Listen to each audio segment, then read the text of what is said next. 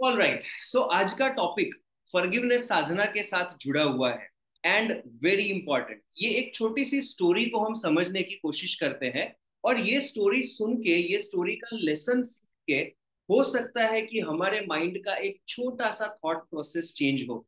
ये thought process को हम बेसिकली समझने की कोशिश करते हैं। सो याद करते हैं कि जब हम स्कूल जाते थे, ठीक है, जब हम स्कूल स्टूडेंट्स थे, तब हमको स्कूल में सोशल साइंस के अंदर एक सब्जेक्ट, एक चैप्टर आता था, सोलर सिस्टम। ओके, सन है, उसके अराउंड प्लैनेट्स हैं। तो उस टाइम पे हमको बताया गया था कि पृथ्वी के अराउंड कितने प्लैनेट्स हैं? 9 प्लैनेट्स, राइट। ये 9 प्लैनेट्स कौन से हैं? मर्क्यूरी, उसके बाद वीनस, उसके बाद अर्थ, उसके बाद मार्स, उसके बाद क्या आता है? जुपिटर, सैटर्न, यूरेनस, नेपच्यून और प्लूटो। ठीक है, ये 9 प्लैनेट्स जो है वो सन बीच में है और ये सारे प्लैनेट्स गोल गोल घूमते हैं। 2006 में, ठीक है, ध्यान से, 2006 में जो अलग अलग साइंटिस्ट थे, उन लोगों ने एक डेफिनेशन बनाया कि अगर किसी भी ग्रह को एक ग्रह कहलाने के लायक एलिजिबल होना है तो इतनी इतनी कंडीशंस हैं। अगर इतनी कंडीशंस आप फुलफिल करते हो तो आप एक प्लैनेट के डेफिनेशन में फॉल करोगे। ठीक है, सो ये 9 प्लैनेट्स जो थे, उन सब को वो कंडीशंस के साथ मैच किया। ठीक है, वो कंडीशंस में कितनी साइज है, कितना ग्रेविटी है, कितना एयर, वाटर, पानी, वटेवर, उनकी अपनी कंडीशंस थी, जिसके बेसिस पे ये 9 प्लैनेट्स को उन्होंने टेस्ट दिया। और वो टेस्ट देने पे आइडेंटिफाई हुआ कि जो 9th प्लैनेट है, जिसको प्लूटो नाम दिया गया है, वो प्लूटो ये कंडीशंस को सेटिस्फाई नहीं कर रहा था। ओके, तो साइंटिस्ट लोगों ने क्या बोला? ओके, आज से हम डिसाइड करते हैं कि सोलर सिस्टम के प्लैनेट्स 9 की जगह पे 8 है। ओके, सो टुडे, आज की स्कूल में अगर कोई बच्चा पढ़ रहा है, उसको अगर पूछा जाए तो सोलर सिस्टम में कितने प्लैनेट्स हैं, देयर आर 8 प्लैनेट्स। अब वो प्लूटो सबसे पीछे खड़ा था, Pluto is one of the very small planets और सबसे लास्ट में खड़ा रहता है। उसके बाजू में नेपच्यून बैठता है। तो नेपच्यून ने प्लूटो को एक दिन फोन करके पूछा कि यार, तुझे कैसा लग रहा है? पहले हम लोग 9 प्लैनेट से तू एक प्लैनेट का कहलाया जाता था, आज तुझे एक स्मॉल ड्वार्फ के नाम पे बोल दिया है, छोटा सा एक ड्वार्फ। ड्वार्फ मतलब वो क्या बोलते हैं? बौना। सो उसको बोला कि अब तू प्लैनेट नहीं है, now you are a small dwarf. तो नेपच्यून ने प्लूटो को पूछा कि तेरी लाइफ में क्या क्या चेंजेस आए। तो प्लूटो ने बहुत सिंपल आंसर दिया, मैं पहले 90,560 डेज में पूरा सर्कल लगाता था, आज भी 90,560 डेज में सन के अराउंड सर्कल लगाता हूं। मेरी लाइफ में कोई चेंज नहीं आया। राइट, लोगों ने डिसाइड किया कि ये प्लेनेट है, उन लोगों ने डिसाइड किया कि अब ये प्लेनेट नहीं है, उसमें प्लूटो को क्या? राइट, लोगों का ओपिनियन हमारी लाइफ को चेंज करता है कि नहीं करता है, ये हमको समझना है। लोगों ने बोल दिया कि ये बंदा अच्छा है, हम लोग खुश। लोगों ने बोला कि ये बंदा एकदम बेकार है, हम दुखी। हम खुश रहे या हम दुखी हो, उसका डिसीजन हम लेंगे कि लोग लेंगे? Right, will people decide whether we should be happy? लोगों का ओपिनियन डिसाइड करेगा कि हम खुश रहना है कि दुखी होना है, कि हम डिसाइड करेंगे कि भाई मुझे लाइफ में खुश रहना है, ये सिचुएशन है, I am happy with it, ये सिचुएशन है, I do this, I not do this. So we have to take control over our emotions. लोगों का ओपिनियन हमारे माइंडसेट को चेंज नहीं करना चाहिए। लोगों को जो बोलना है बोलेंगे, वो हमारे कंट्रोल में नहीं है, लोग क्या सोचेंगे। ओके, सो हमें अपने माइंड को इतना ओपन कर देना है कि भाई ये ओपिनियन लोगों का है, do I have to learn something? मुझे कुछ चेंजेस करने की जरूरत है? अगर जरूरत है, चेंज करेंगे। अगर जरूरत नहीं है, छोड़ दिया।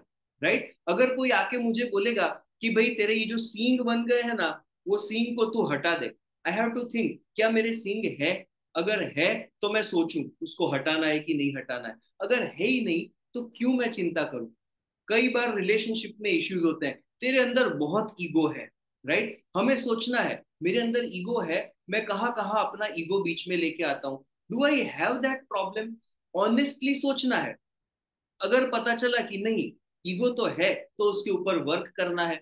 अगर हमें लगता है कि नहीं नहीं ये शायद उन्होंने गुस्से में कहा था, देयर इमोशनल थॉट प्रोसेस, मैं ईगो बीच में नहीं लेके आता, we don't need to worry. सामने वाले पर्सन का ओपिनियन अगर हमें इंप्रूवमेंट की ओर ले जाता है, इंप्रूव हो जाना है। अगर इंप्रूवमेंट का कोई पॉइंट नहीं मिलता, छोड़ दिया वो point, right. We have to decide कि कौन सी सिचुएशन में हमारे थॉट्स में और इमोशंस में चेंजेस आने हैं कि नहीं आने।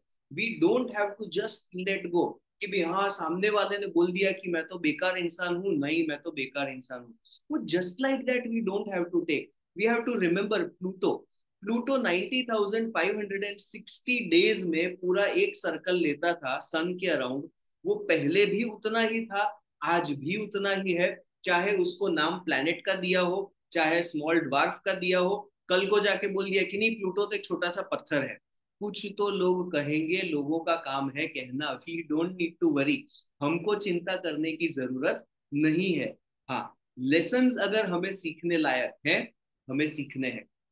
We have to be honest, mind को ओपन उतना रखना है कि जो उन्होंने कहा उस बात में किस लेवल तक ऑनेस्टी है, किस लेवल तक सच्चाई है, उस चीज को हमें इंप्रूवमेंट के नोट पे ले आना है।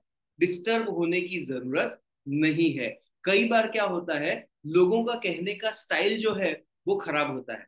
वी हैव टू अंडरस्टैंड, लोगों के बोलने के स्टाइल को इग्नोर करके मैसेज ले लो, राइट। मैसेज ले लिया, खत्म, स्टाइल को भाड़ में जाए। We don't need to worry about किस स्टाइल में ऐसे क्यों बोला, ऐसे क्यों नहीं बोला, ये शब्द को क्यों यूज किया, डजेंट मैटर।